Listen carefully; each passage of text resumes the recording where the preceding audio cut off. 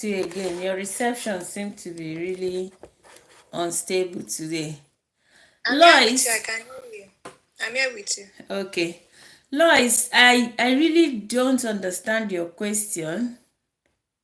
If you can repeat it again. Lois, please, if you can repeat it again. I really don't get it. So your is by a good, very living since. I'm sorry. I I can't seem to get what you mean by the question, Lois. Spurs 10 feet B. Welcome to the live today. So the topic today is about practical meal strategies for balanced meal. Lois, can you repeat your question? I don't seem to understand what you mean by the question. I'll be happy to answer if I understood it. But the general topic today is balanced meal. Practical strategies for children, for neurodivergent children. Always bear in mind that even though we are always talking about neurodivergent children here, it's not just about them. Nutrition, as much as it's personalized, can be applied to other group of people, other population. So the nutrition we practice here are advanced nutritional concepts. Oh, have nutritional of by will for. I'm so sorry. I still don't get it. Huh? I still don't get it, Lois. So, but as we continue to navigate nutritional challenges, Taril, thank you. Thank you so much. Thank you for your good wishes. I appreciate it. Please, if you have any question, I'll be very happy to answer you. Thank you. Oh, this is making my day already. Hey, Sharinewas, Black Devil. Hi, Sharinewas.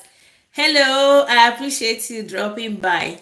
So today we are talking about practical strategies to building balanced meal. Thank you, Sharinewas. Thank you. Thank you. So today we will go all out to talk about building, the strategies you can use to provide balanced meal for neurodivergent children. You may just ask, why is this so special? Why are we always talking about neurodivergent? Yes, we are going to talk about why theirs is special because they tend to have a lot of challenges. Many of them used to have sensory sensitivities. And because of these sensory sensitivities, they are not able to eat food like every other person.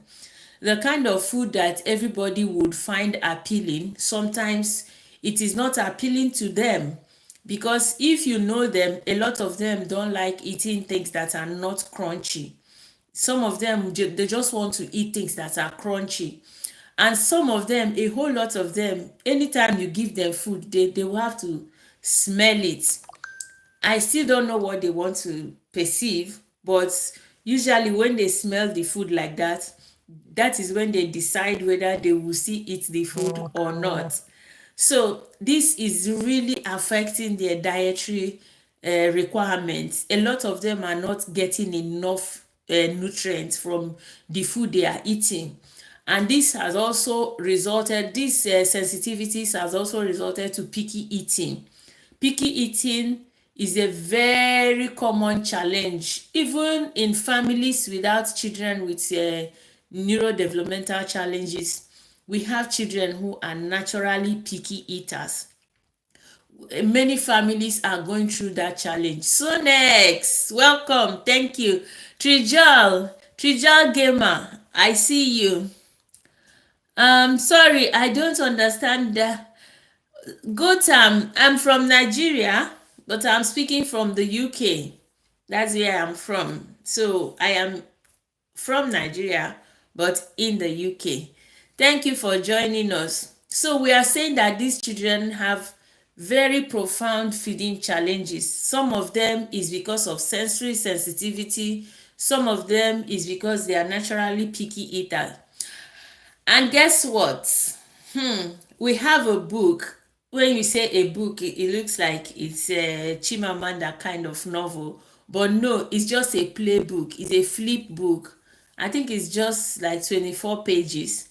But it is full of pictures, pictorial illustrations of children that are not able to eat food. So the book kind of explains how they feel, why they feel what they feel, and how their parents can actually help them to, navigate their challenges. So the book is in our TikTok shop, is also in our Beacon shop. So if you are someone whose child is refusing food, who is very worried about whether your child is receiving enough nutrients for themselves, I think you should go and take a look at that book. It will help you as a family, as an individual, as people who just need to get the best out of their nutrition. So this night, what we are looking at is balanced. A balanced diet has been like a thing way back. Even in earlier years, you are taught about how to balance your meal, but unfortunately a lot of children are not able to receive the balanced meal. Why? Because of the things I just explained. Some of them are picky eaters, some of them have sensory issues, some of them have this challenge we call pica. Pica is spelled as Pica. Pica is a situation where a child is eating things that are not food. So you see them putting paper in their mouth. You see some of them go as far as removing paint from the wall to chew. That one is like a story for another day because it has its own reason. If your child is eating paint from the wall, you may want to go and test that child for heavy metal toxicity. So these are the challenges that these children are having. And remember, in our lecture about 4 or 5 lectures ago, we talked about how even nutrient malabsorption is stopping them from getting the right kind of nutrients they need. We talked about how leaky gut could stop them from getting the right kind of nutrition they need. We talked about how muscle weakness, whereby they will not be able to chew the food properly. We talked about how that also can affect the kind of nutrients they are getting. So if you or whoever you know is having this challenge with themselves, with their children, or the children they take care of, I think you should be on this live. We should be here because we are going to, as we are discussing now, we are going to be answering questions. We are going to be using those questions to explain further on things that are bordering on why children. Desi, thank you for joining us. Why children are not getting the right kind of nutrition that they require. So the best thing, Tracy, thank you for joining us. The best thing is to understand that the child is not just being stubborn, because Mr. Desi, thank you. A lot of children, a lot of parents usually believe that their child is just being stubborn, that this child is just doesn't want to eat food. That why are you being so some parents will say you are punishing me, you want to kill me. I did not kill my parents, you want to kill me. No, the child is not killing you. In fact, the child is even more stressed out than you are. Any normal individual would want to have food, would want to eat food and enjoy it, but because of a lot of things going on their body, that is why.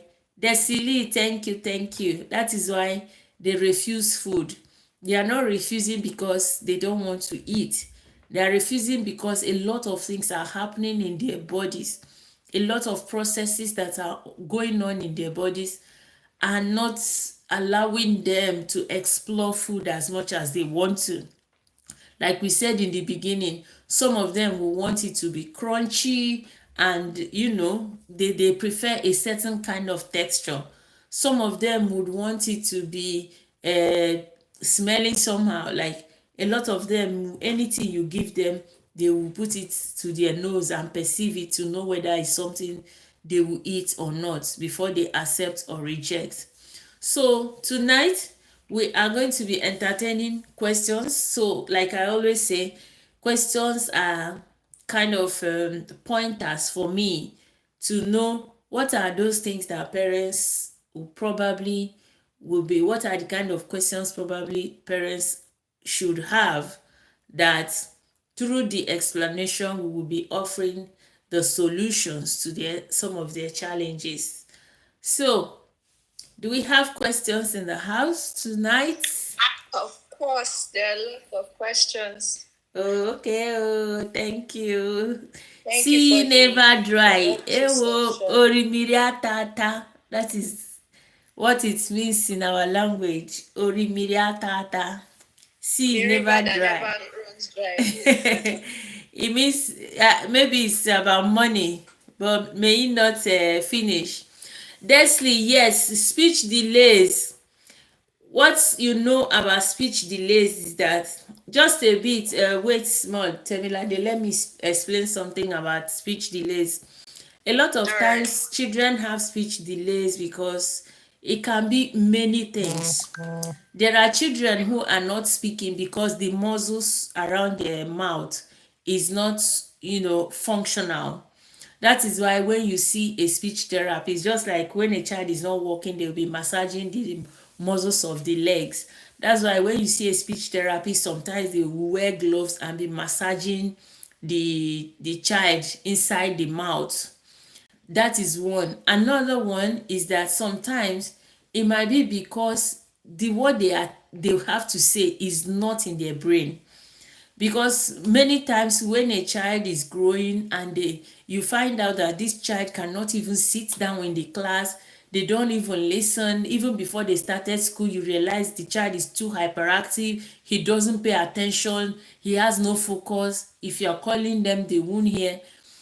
So what happens usually is that the receptive language is how they accept what you're telling them, how they process it.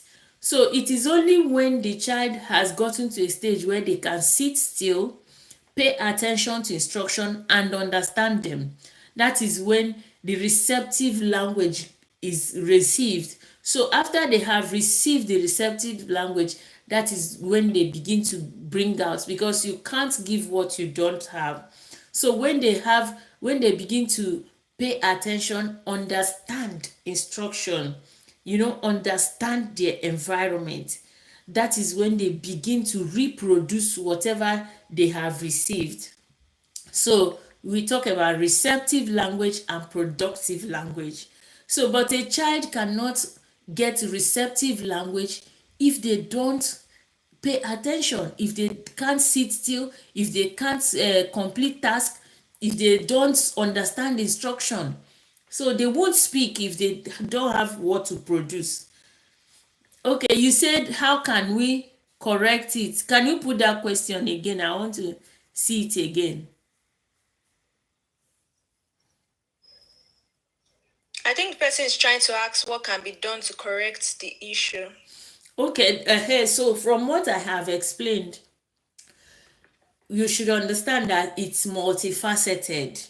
It is not just one thing that corrects speech. Because number one, even if the child starts receiving the language and the muscle is also not functional, it means they cannot use it properly to produce the language. So what happens is that, hello, drone to you. Hi, Alessandro Martina. Thank you. What's funny? Alessandro Martina. Oh, thank you. At least I'm a beautiful gorilla. People are so funny. So, uh, what happens is that it's multifaceted, So sometimes if even if the child is understanding but they cannot use their muscles, it's still a challenge. So what happens is that, so if you know a speech therapist, they do two things. You will see them teaching the child to say they will ask them, maybe they will put honey somewhere here and ask the child to lick the honey, or they will give them like an instrument to blow, or they will just, they will just give them something that will help them to exercise their tongue. So, and then you will also see them making them to produce sounds. So by producing the sound, T, thank you for joining us. So by producing the sound, the child is learning those things. They teach them the alphabet, they teach them one word, they teach them two-letter words, three-letter words. They start giving them one instruction, two-step instruction, three-step instruction. So those are like teaching them, for them to have a receptive language. But even when they have the receptive language, you still see them a lot of times trying to massage the muscles of their mouth.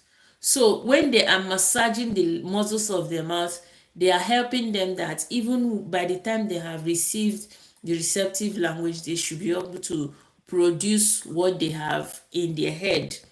But those are like physical.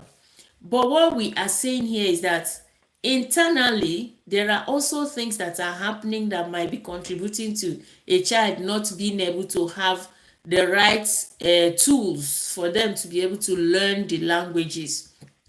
So internally, a lot of times we see like things like nutrient deficiencies, things like genetic mutations, like a lot of children get to improve in their speech when you provide things like DMD, dimethyl tri triethyl or something, I don't know, DMT or GMT. So this is a kind of supplement that parents usually offer children who have speech delay. There is also the case of vitamin E, omega-3. These are all the kinds of nutrients that supply enough fatty acids to the body. That is because the brain is made up of more than 60% of fat. So when a child is not doing very well, it's also imperative that you provide the raw materials that the brain requires for its optimal functioning. And that is why when children are not doing well in their speech, we look at these physical aspects and then we also look at the nutritional aspects. So those are the things we usually look at. And then stimulating environment. Stimulating environment is that the child has to be in such a situation that they have to be getting interaction. You as a parent, you need to be talking to them, you need to be engaging them, like, what are you doing, when are you going, what is this, just engage. If you remember how you learned the languages, you sit down where your brothers and sisters are talking, you sit down where your parents are gisting, you watch television in that language. Those are areas you have to expose the child. You have to make the child, bring about that stimulation. When they are hearing people talking, when they are listening to people, it encourages them to learn. So we have said three things now. Physical inputs, like massaging the brain and teaching the child. We have talked about nutritional input, like offering them fatty acids that are very healthy. And then we have also talked about environmental inputs, where we talked about stimulatory activities. I hope you were able to pick something out of these explanations I gave.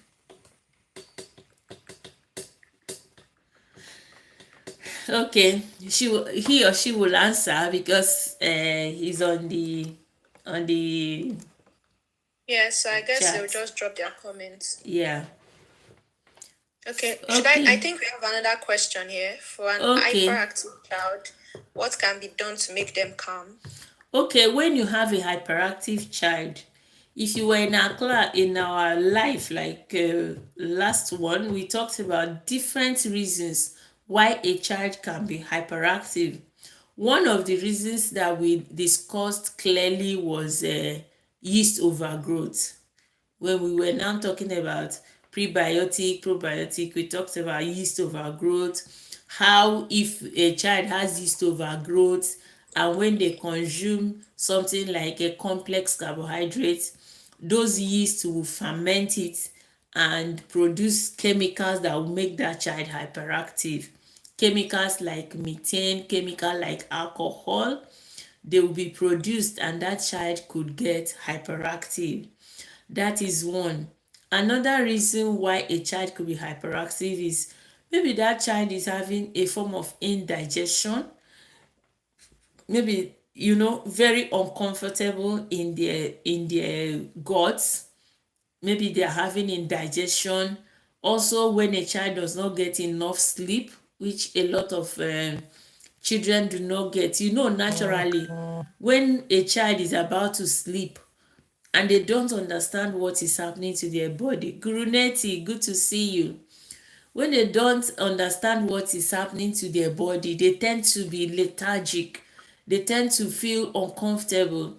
So for children with neurodivergent children, they have impairment in comprehension, is a whole lot of them.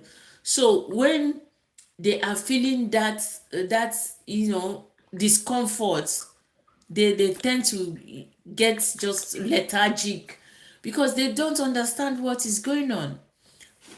A lot of children, we see a lot of children who are hyperactive, that many times when we modify their diet, the very first thing we see is that they begin to be calmer. It is that calmness, in fact, it's the first thing and the best thing, because immediately a child starts getting calmer, the next thing is that they start sitting down quietly in class, and immediately they start sitting quietly in the class, that is when they start learning. Hade Olamihe, thank you for joining us. So immediately they start sitting quietly in class, you can guess what follows. What follows is that they start learning. So that's, in fact, if you should ask me, I should say that the very first and the best benefit of nutritional intervention is that getting calm. And you achieve that getting calm mostly by reducing the amount of complex carbohydrates. That is if the child has yeast overgrowth. That may not be the only reason, because a lot of times when we do medical tests, we can see some other reasons that make the child hyperactive. For instance, there was a child that was very lethargic, hyperactive, always crying, very uncomfortable, because he's always sad. The parents always saw it. Laura Flora, good to see you. Thank you for joining us. So the parents are always feeling like this child is restless, you know. There's a thin gap between restlessness and hyperactivity. So by the time we carried out the medical test on this child, we realized that the child gut was there is the balance was bad. There were no good microbes. And what that meant was that the child could not produce those hormones that helps the body to feel calm, that helps the body to be in good mood, that helps the body to feel motivated. And what are those hormones? Those hormones are dopamine and serotonin. And why is it not producing it? Because it is the good microbes that are supposed to synthesize the B vitamins. And it is the B vitamins that are supposed to be precursors to those hormones. So you can now see that there is a very direct connection between children that are very hyperactive and gut dysbiosis. So at the end of the day, we say when a child is hyperactive, the first place you have to look at is their guts. And when you look at their guts, if you realize that 80% of everything I have just pointed out that might be causing hyperactive, the solution can be found in the guts. So if a child is hyperactive, look at the gut, and when the gut is sorted, every other thing will follow. Thank you so much for that question. It was bringing out a whole lot of other things. Actually. So can I ask questions from my Yes, end? please. Okay, thank you very much. So done justice to those questions. Thank So you, Desili. in terms of balanced meals, so what can parents actually do in order to ensure that these children with neurodivergent conditions get adequate diets that will meet their nutritional needs, considering the fact that they are prone to lots of nutritional challenges? So how can parents actually ensure that they get adequate diet? Okay. Let me just start by saying that this thing is something that is very prominent, very common, yet very challenging. Hadeolami here, thank you for joining us. It's very challenging in the sense that 80% of parents with neurodivergent children, even neurotypical families, they have this challenge. Children that are picky eaters, it's kind of, it's a big challenge because you will see a mother who cook everything, cook up, cook down, gather everything, fry all the fry, cook all the orishirishi, and then the children will refuse. It can be very, very painful, and a lot of children are going through this. You will see a woman well to do, very dedicated, and the child is looking malnourished. It doesn't say well. So because it's such a challenge, we have been able to put it down as a book. We called it The Magic Tummy Garden.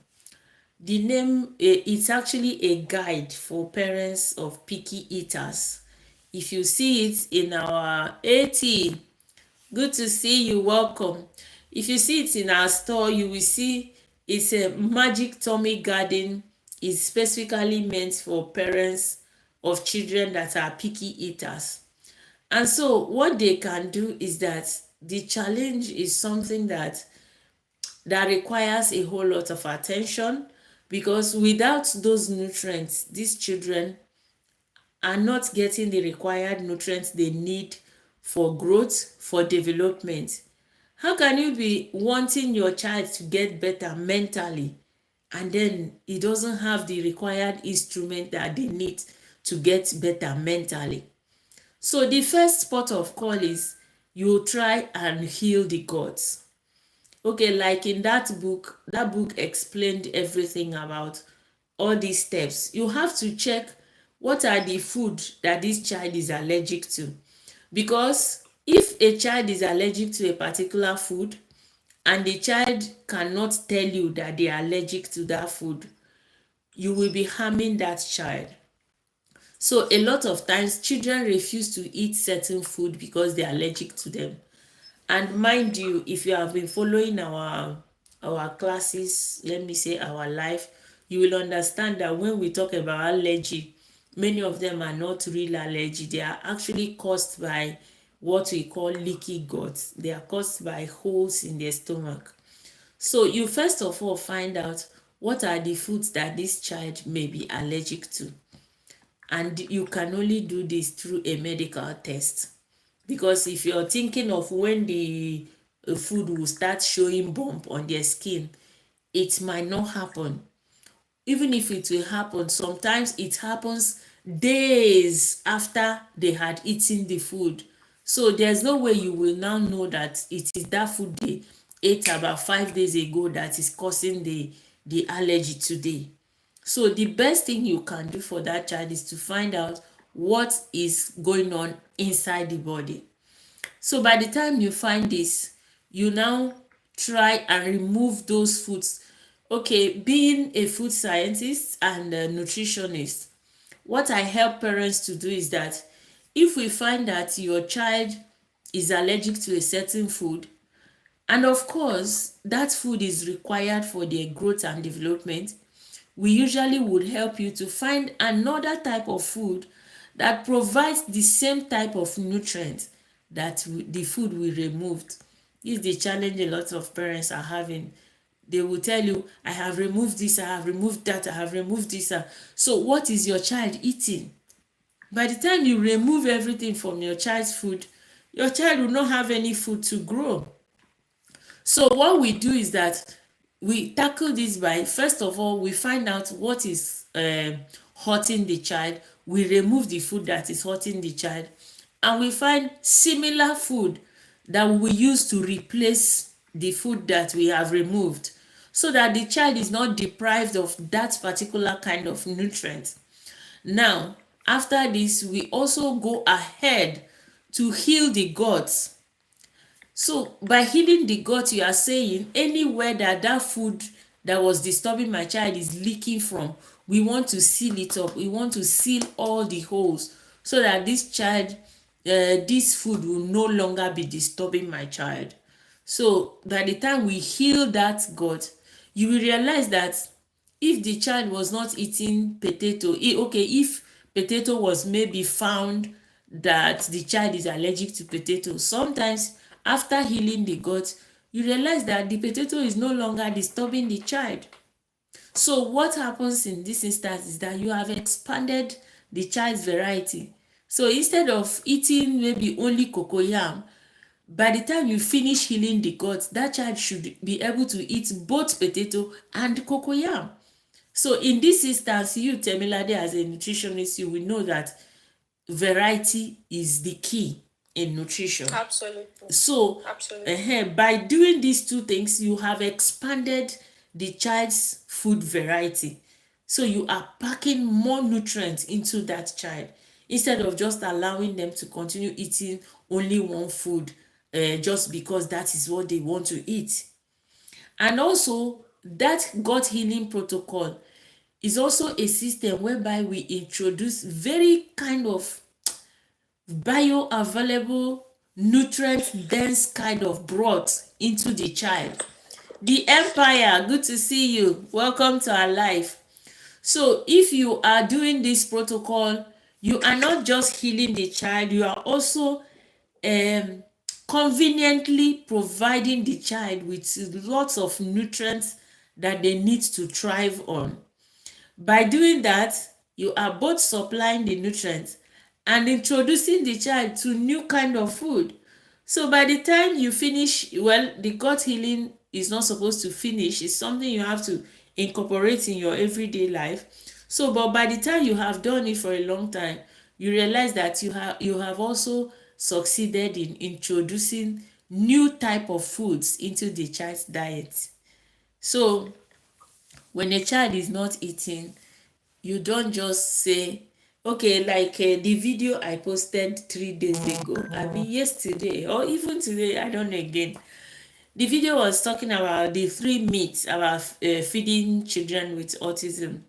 Then one of the myths is like, if they don't want to eat, just leave them. So but we are saying it's not right. You have to continue to find ways. You have to continue to find ways. And healing the gut is one of very good ways you are going to, that in fact is the best thing that will happen to a child that is picky eating. And then eliminating allergies and sensitivities, food sensitivities and food allergies are very important. And most importantly, diversifying their diet. So these things are things that are doable, but we always advise that you work with a professional, a nutritionist, a dietitian who will lead you very well. Don't just go removing food from a child's diet. A lot of parents make that mistake. I just heard that sugar is not good. In fact, since 7 years I don't give him sugar. How can you not give him sugar? The body lives on sugar. Without sugar your child will die. In fact, his brain needs sugar to live. What the only thing we are saying, what type of sugar? What type of sugar? The body lives on glucose, and glucose is a type of sugar. So you can't just sit down and tell me, oh, for the past 10 years, I have not given my child any sugar. Really? And you give him a cup of rice. The child probably eats rice 5 times a week, and you are saying you don't give sugar. Meanwhile, one cup of rice is almost like 12 cubes of sugar. Yeah, sugar from fruits, they are still sugar. In fact, let me burst your bubble. Do you know Fructose. that honey is the same thing as your table sugar? There's no difference. That honey you keep eating thinking that you are eating healthy, there's no if you put the chemical structure of your sugar is the same as the chemical structure of your honey. The only benefit I can say is that because honey was made in the open, you have a likelihood of having a little bit of probiotics in it, because it was made in the open where it gathered a lot of microbiome. If I'm busting your bubble, please know it today. Well, yeah, high fructose syrup, those are not things you should even consider at all. They are not things you should consider putting inside your child, because they are like highly processed, highly. So, but what we are saying here is, okay, I didn't bring this. I would have shown you what I use in my house now is jaggery. Jaggery is, don't talk about my honey. Okay, you have high quality. No, okay, so the point I'm making is that sugar is not your highest enemy. So people who are using honey to sweeten their food, I'm not saying anything is bad with it. The point I'm making is that sugar is not your highest enemy. Your highest enemy is your leaky gut, is your nutrient restriction, is your lack of diversity. Those are your highest enemy. Yes, cactus honey, there is cactus honey, there is coconut honey, there is date syrup, there is, yeah, lots of them. Yeah. No, I've not heard of seed, SIDR. Is that correct, or it was a typo? No, but the point I'm making is that sugar is not like your biggest enemy, because your body still needs sugar. You can't say Absolutely. you can't say you don't eat sugar and you go and you cook a big pot of yam, and you cook a big bowl of rice, and you eat a big carton of noodles. All those things are still sugar. So don't treat sugar like an enemy. That's the point I'm making. Just eat them in moderation and don't use the over processed. I still sweeten my food. In fact, this night my children had pap and beans, and I still sweetened it with jaggery. Jaggery is raw, pure sugar. It's brown, like brown, just raw sugar like that, from sugar cane. No processing, nothing. So what I'm saying is that as much as sugar is not something you go gulping down and everything, it is not your highest enemy. Your highest enemy is lack of diversity, gut issues, misplaced priorities generally. That you go to market, when you're coming home, you say you don't give sugar, and then you buy cookies. You buy cookies instead of peanuts. You buy bread instead of cucumber. You buy gummy instead of carrots. Do you get? So those should be your fear, not sugar. Sugar, I'm not saying sugar is wonderful, but I'm saying it is not your greatest enemy, because your body thrives on sugar. I don't even know how I got here, but I hope I answered your question. Yeah. Well done. Yes, I'm So from another Nigeria. question. Truth finder. I'm from Nigeria. Okay, can I go ahead? Yes, please. So, okay, after all this could have been solved, Becky Lois, leaky, thank you. leaky gut issues, and all of that.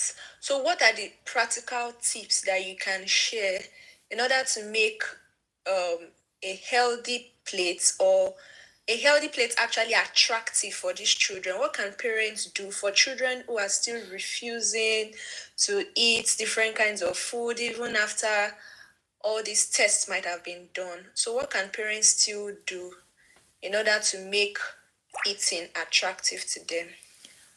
Okay, the Truth Finder. I am on TikTok live and I'm on Facebook, YouTube live. So I'm also talking to people on TikTok. You are wondering who I'm talking to? Yes, yes. Eating. Just a minute, Emilade. Eating. Yes, those are lovely. Cabbage.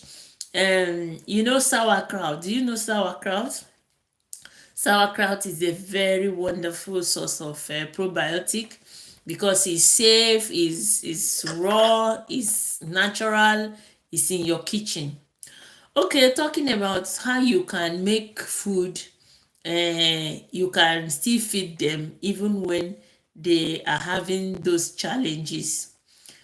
Well, there are strategies, and all of these strategies are clearly stated in our Magic Tummy Garden. So the strategies is that first of all, you start creating the exposure. Exposure means making the child see the food. Research shows that even for an average person, you require almost like 4 to 20 exposures for you to begin to accept something. So when a food is presented to you today, you may not really like click with it. Then you need to see it over and over again before you will be able to like, okay, let me even try it. So this is one of the things that is suggested for these children, that if you want them to eat a particular food, what you do is that you put the one they will eat in one part of the plate and put the one you want them to eat in the other part of the plate. That is just one approach. Timao, thank you. Timao, thank you. We appreciate you here. So with that, they have at least seen what it looks like.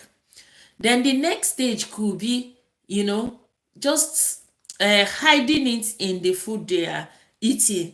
For instance, your child does not like eating vegetable.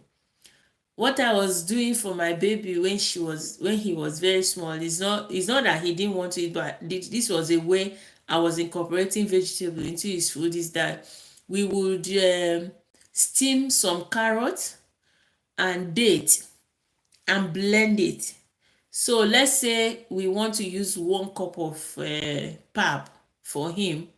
We are going to use like 4/3, 3/4 of pap, and then use 1/4 of that other mixture. By doing this, your child already knows the taste of carrots. He already knows the taste of dates, for instance. Sometimes when we are in a rush, because I was in UI when I had my baby, so No sometimes worries. when we are going to lecture and we are not, we don't have much time, we just come to that front of the school and buy very ripe banana. So we just squash the banana in a plate and pour pap on top. So with that, your child is already exposed to the taste of banana. Banana. Another thing is that a lot of children don't like seeing vegetable in their food. So as a parent, what you do is that you cut Timao, thank you. You cut carrot, cabbage, all those green peppers and everything. You blend them and use them as if they were. Thank you, Ting Tong. Thank you. As if they were sauce. You use it as a base to prepare your whatever, is it porridge or is it rice? Is it noodles? No, I don't advocate noodles, except um pasta that are gluten free pasta. Oh, don't say I say go and be eating pasta that are gluten free. That's what I say. So if you're going to be making such foods, you could use all the vegetable you want to use and blend them. So in that case, the child will not see them like the colors they are, but you would have blended them and used them as a base. You could use them as the sauce, or as the porridge, the liquid part of the porridge. So Yeah. these are ways that parents can use to incorporate, hide nutrients in their children's food. Another way you can do this is by making them to be part of the preparation. If you're going to Actually. shop, for instance, you take the child, hey, can you help me pick that carrot? They will pick it. Yeah. Hey, what is that? It's pepper. Oh yeah, pick the pepper. They will pick it. When you're cooking, you'll be like, oh yeah, come and stand. You help mama to wash the pepper. Oh yeah, wash it and give me. You will wash the, not hot pepper, the bell peppers. They wash it and give you. Yeah, can you help mama to scrape the carrot? They will help you scrape it. By the time the food is done, they will feel like they were part of the process. You will see the joy. So that also helps them that also encourages them to eat the food. They feel like they were part of the process. Another thing is leading by example. When the food is done, they say curiosity kills the cat. When the food is done, you bring the food and be like, oh my god, this food, I've never eaten anything this delicious in my life. And then the child will be like, really, what could this food be tasting like? And then you'll be like, you don't even ask them if they want. You will see them coming close. Even Yeah. though some may still not come, but for those that will come, those are the things that will attract them. And also eating as a family. They see mama Yeah. eating, papa eating, brother eating, sister eating. They are encouraged to eat a lot of times. Then what some parents do is that some children will eat at school, but they won't eat at home. Why do you think so? It's because most families don't eat together anymore. Together. So they want that, communal kind of feeding time. It's not just because it is children, it's fellow children. Sarah Winter, thank you for dropping by. So it's not just because it's fellow children, but it's because there are other people eating. So when they Yeah. look, yeah, everybody is eating, it also encourages them to eat. So these are like the things you can do physically, but personally, I would want you to do the internal cleansing, internal refurbishment, finding out what is going on, looking at allergies, looking at sensitivities, looking at gut health, looking at healing the gut. Is there something that is actually going on inside? Some people have inborn errors of metabolism. Some people actually have inborn errors of metabolism, which means that it is the way they are born, they cannot utilize certain foods. These are things you can find out through medical tests. We have done organic acid test and found that, Desili, I will come back to your question, I've seen it. We have done medical tests and we have found out that some children actually have inborn errors of metabolism, whereby their body just cannot process certain foods. So in that case, all you have to do is remove that food and find another food that offers similar or close to the same type of nutrients and add them to their meal plan. So there are several ways, and these are not things you just sit down in your house and be like, I have removed this, I have removed that. No, you have to look at the root cause, and then you look at how to start from the base up, clearing the ground, relaying the foundation. Micah, Jamie, Oman, thank you. So these are approaches you can take to provide, better nutrition for the children. So whole milk, semi-skim milk, low fat, high fat. I personally would want people to check their reaction to milk before they dive into milk, because milk, there are like eight, there used to be eight, but now there are almost 10. There are like 8 foods that are very high in allergy. You have the milk, you have the egg, you have the wheat, you have the soy, you have the shellfish, you have the Peanuts, fish, you have the nuts, granules. uh, nuts, tree nuts and groundnuts. Now you have corn, you have sesame. Things keep coming up. So, but milk actually, if you are convinced that you want to have milk, if you should check how you feel after having it, among I all think the, this person says for toddlers, not for for toddlers. yeah, even toddlers. No, okay, if you must have milk for toddlers, don't even go for any, just go for whole milk. The child needs it whole.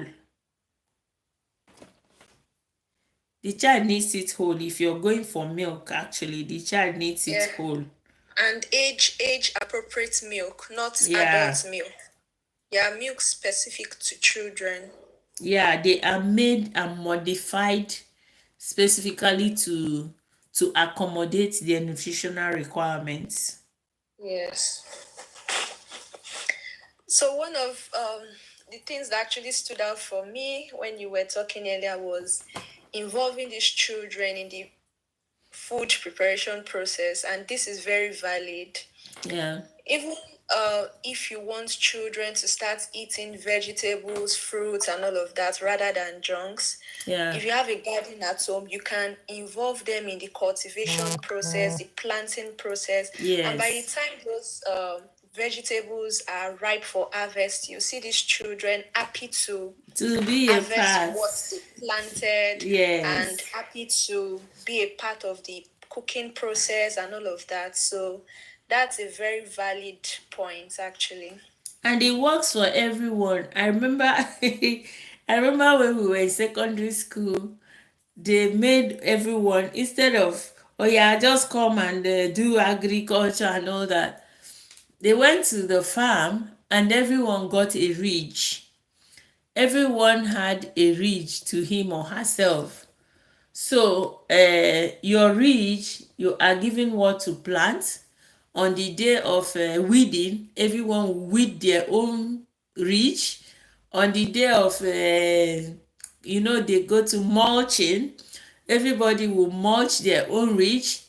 The excitement was over the roof, Yeah. because they have already in the previous years tried, oh everybody, oh it's time for farm.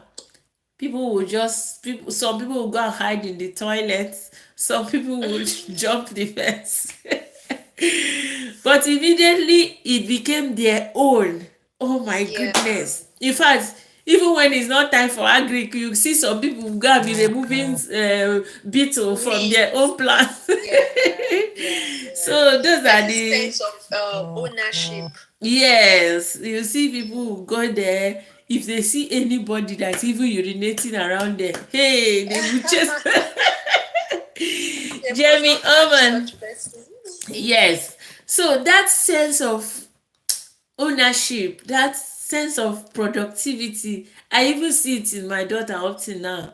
Any day she helps in the kitchen, maybe cut the onions or cut something or wash the plate while you're cooking, the food tastes better to her. She will just be like relishing the food because she was part of the process.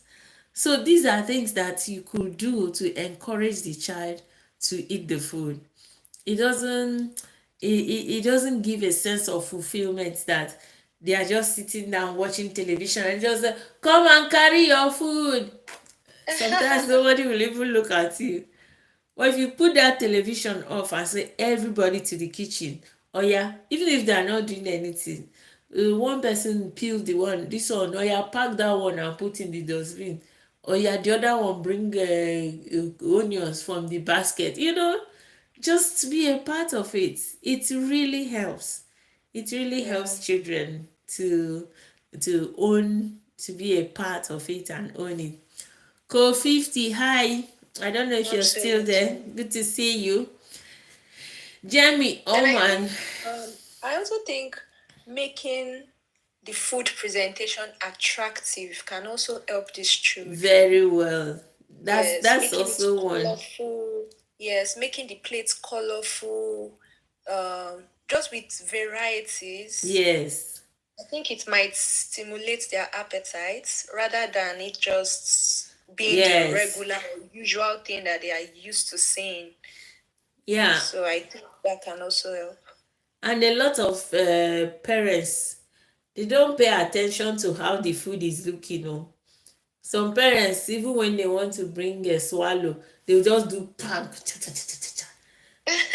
Yes, a lot of people do that. But what you do is mold it, make it look, nice. Sometimes it's not, when children are out, it's not necessarily about what is placed there, it's how it is placed. That presentation makes a whole lot of difference.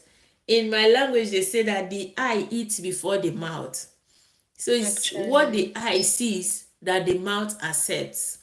So when you encouraging a child to eat more, you have to invest time in getting the food to look nice.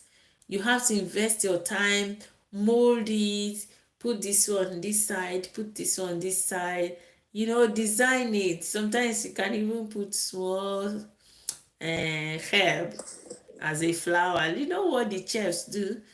We all go to restaurant and we are amazed with how the food are packaged, but when we are home, almost anything goes, and you want this child to come and you want this child to just come and eat it like that. They know what is good, especially children of nowadays.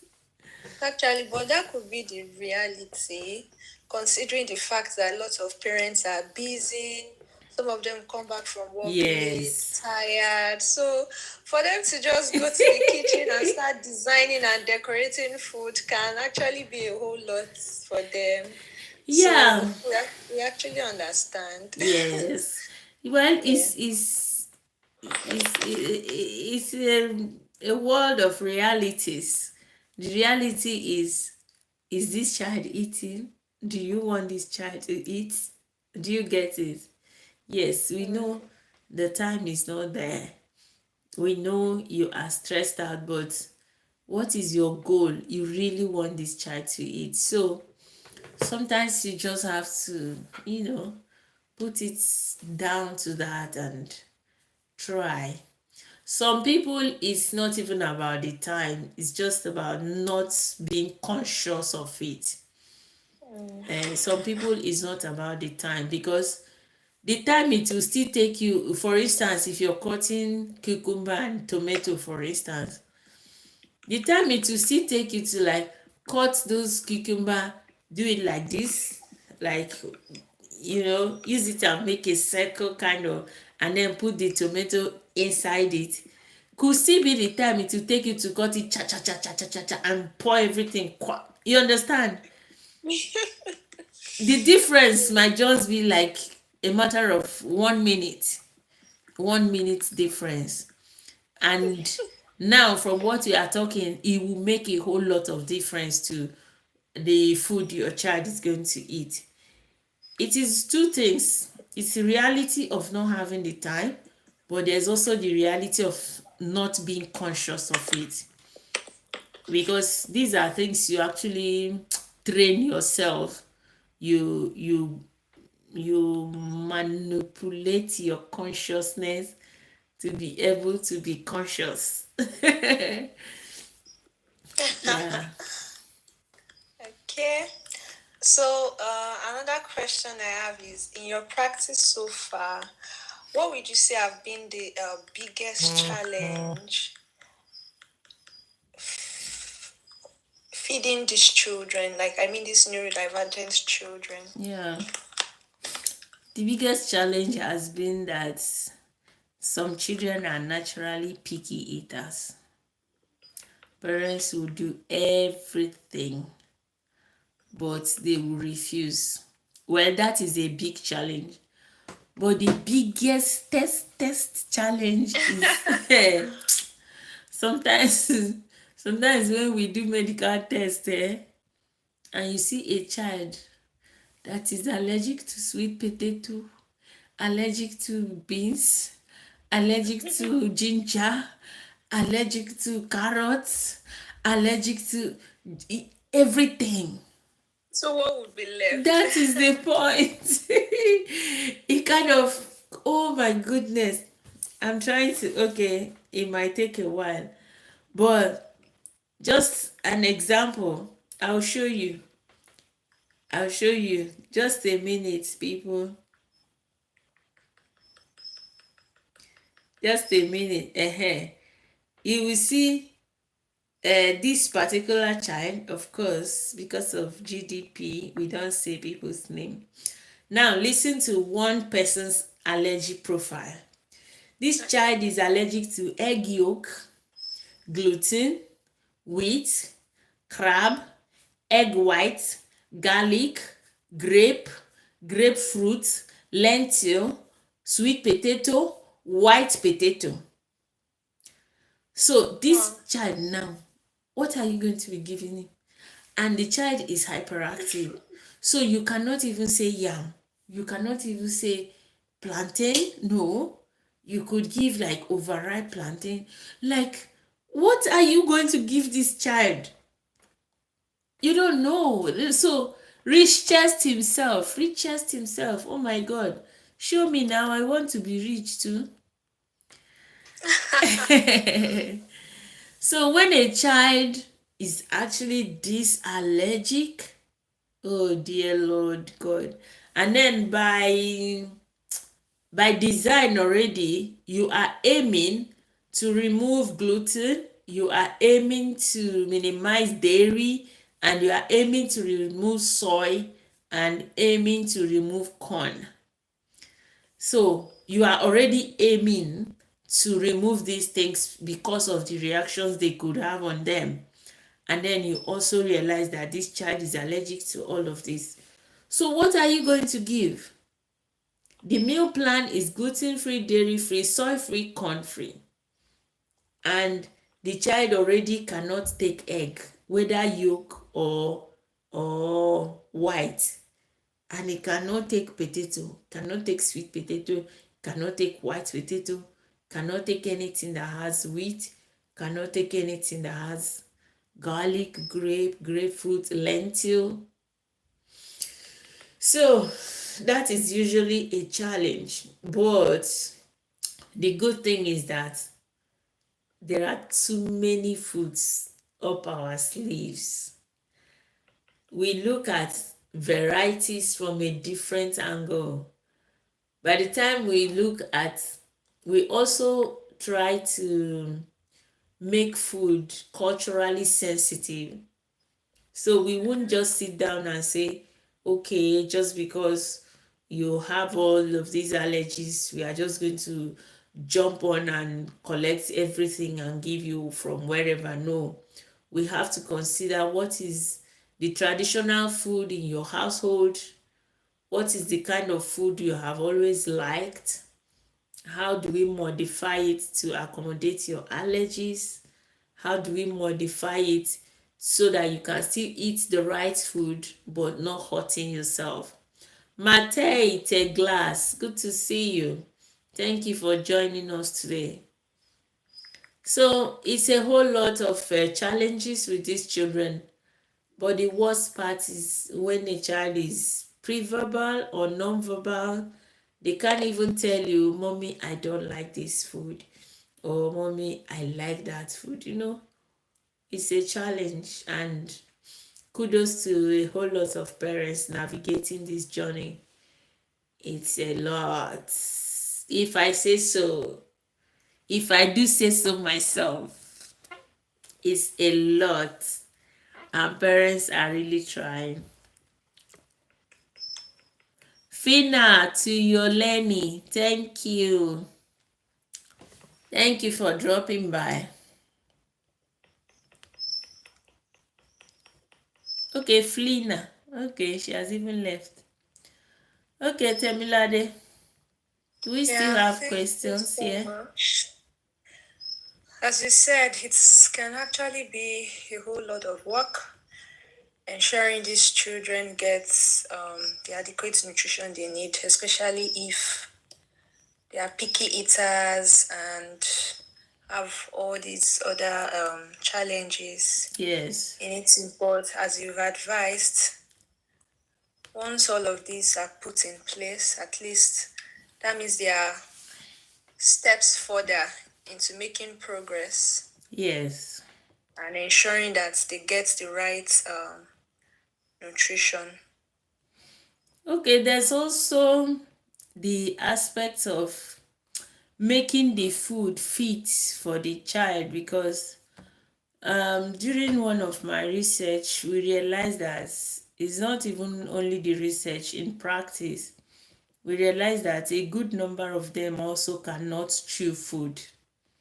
So in order to be able to make the nutrients available, parents are actually encouraged to be blending their food, reduce the surface area to volume ratio by either blending or squashing. Yes, as much as this may be encouraged to get more food inside, it's also a bit detrimental. Simon Richford, good to see you. Thank you for joining us. So if you are blending the food for the child, it means that if they are just swallowing it, that chewing movement usually is when the chewing is happening, that the Mastication. yes, it's during mastication that your senses actually activate the release of enzymes. So that chewing activity actually activates enzymes and be like, okay, there's chewing happening. No, you people should start getting ready because something is going to land very soon.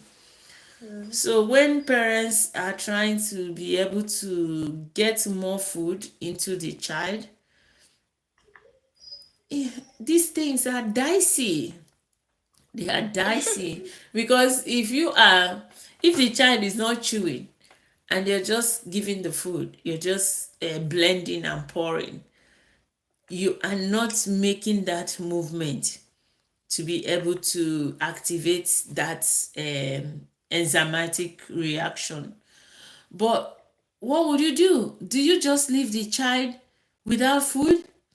No, you can't. So what we are saying in essence is that if your child is not chewing and you are blending the food, don't over blend. Like, don't make it that it will just pass. Still encourage them to, even if it's just 2 times, you try to chew so that your intestine, your pituitary gland will tell the intestine, look, y'all, some bodies are landing in a while. So you get ready to attack. So yeah, it's a very complicated life, neurodivergent. And okay, like we said on our first lecture, neurodivergence is becoming like it's a big spectrum. So when I say neurodivergent, I really would want to just stick to neurodevelopmentally impaired, because neurodivergence is kind of a bigger thing. It's a whole lot on its own. Many of them may not have these kind of challenges we are describing here. So neurodevelopmentally impaired children are really very delicate, and managing them can be overwhelming sometimes, because what you could do freely on one hand, you can't just do them because they have other implications. Yeah. So apart from other nutritional challenges, there's this very big challenge of your child not being able to chew, and they can be really stressful. They can be stressful. Imagine if you cook eba soup, for instance. Yeah, will you go and blend them? Will you go and blend it? Yeah, some of them will be able to eat something like draw soup. When you talk about maybe ewedu and Okra. okra, but when you cook beans and yam, will you go and blend it? When you cook things like you know beans and whatever you want to eat it with, will you be blending everything? So, like we spoke in our first class, these are also the things. For God. Thank you for dropping by. These are also things that contribute to nutritional deficiencies in these children, because such a child is totally left at the mercy of the carer on how well he or she makes the food palatable, edible, And appealing. and appealing. Those are Yeah. the only things that would determine the nutritional adequacy of such food. So kudos to every parent navigating this journey. Nobody will understand it better than you do. The kind of things you go through. I used to tell people, some of them don't even have adjective. You can't even tell somebody what is going on, because there is no way they will understand. Even if you break their head, they will not understand it if they are not in it. If they are not in it, they will not understand it. If they are not in it, they will never comprehend. It's not a joke, and it's not meant to offend. It's just the reality. Even if you're a professional, you don't understand a lot of things that's going on with these children. So parents out there, kudos to you. You are doing amazing. Every day is like going to war and back, but you will still wake up tomorrow morning and continue where you stopped yesterday. May God bless all of you. Amen. Amen. Amen. Amen. Those are the questions I have from my end. Okay, it was such a beautiful evening, don't you think? Yeah, it was. It was Yeah. interactive and engaging. Yeah, Augustias Fajar. I had a whole lot of lovely people on YouTube too. Thank you for joining me on YouTube, on TikTok. It was a most loving evening. We hope to be meeting every Wednesday, every Tuesday. Why do I keep saying Wednesday? You love Wednesdays. Every Tuesday and every Saturday. Saturday, If you yes. have time, 10 p.m., just come out here. Let's talk about those things. I'm a public health nutritionist. I support children with neurodevelopmental challenges. If you have anything at all, I'm also a parent to a neurodivergent child, a child living with autism. So if your question is about their food, if your question is about practical, you know, tips on how to manage them, at least I've been there for over a decade. I have 14 years experience.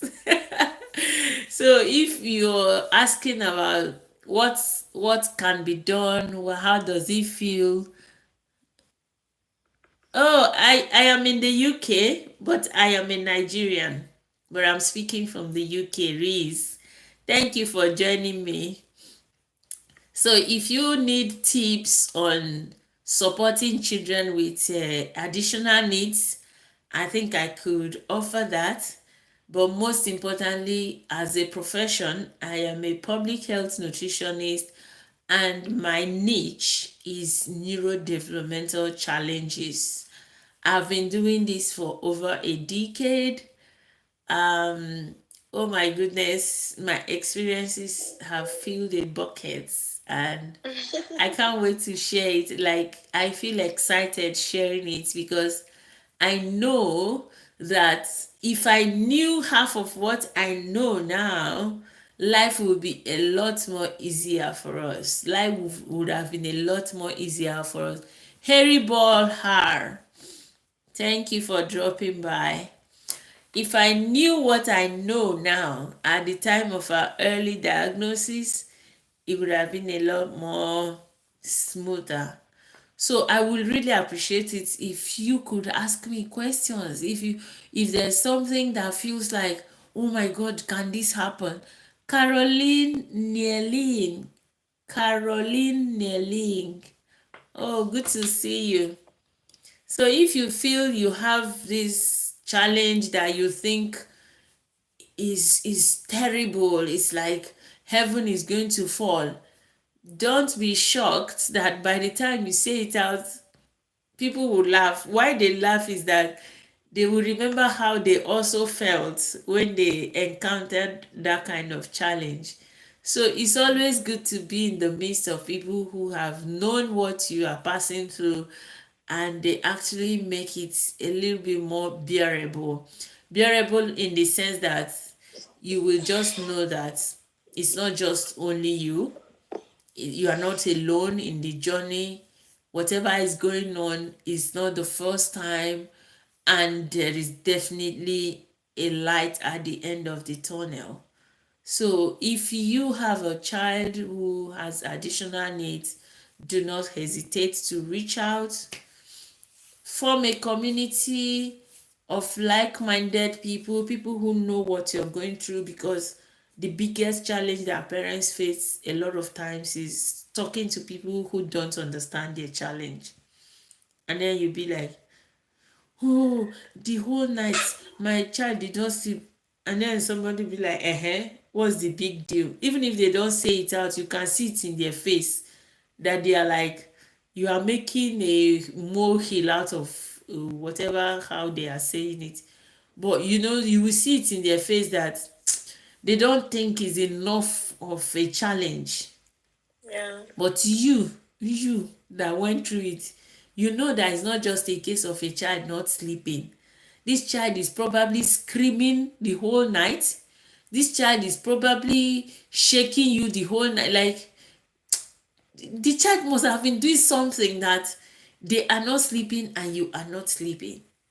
But every other person will not comprehend if they have not been through it. So if you have such challenge, don't hesitate to reach out. Send DM, send message. We are there to help and support in your Yes. lovely journey. Thank you so much, Semilade. You're such a lovely addition to this. Thank you. And I I hope you enjoyed are tonight's learning. conversation. Yes, I am. I am. It was an enlightening one. Yeah. So what we will do is that maybe once in as time goes on, we might have to be, visiting physically. All right. If you can identify maybe schools in Ibadan Okay. that we can arrange for lectures. All right. We put online lectures, parents can be together, and then I can be delivering lecture for them Yeah. online. That's a good one. Yeah. It's actually what I had in mind. When we started, I have it in mind that we will be doing that kind of outreach. It helps a lot. You never can tell who you are touching their lives. It goes a Definitely. long way, because when parents receive diagnosis, a lot of times they are lost. They don't know what to do. They don't know where to go. They don't even know where to start from. Yeah. So if God actually gave us our challenge for us to use it and help others, I mean, why not? Chichi That's a Oge. good one. No Yeah. problem. Akib Majid Ran. I hope I'm saying this right. We were actually about leaving. It was a most beautiful evening,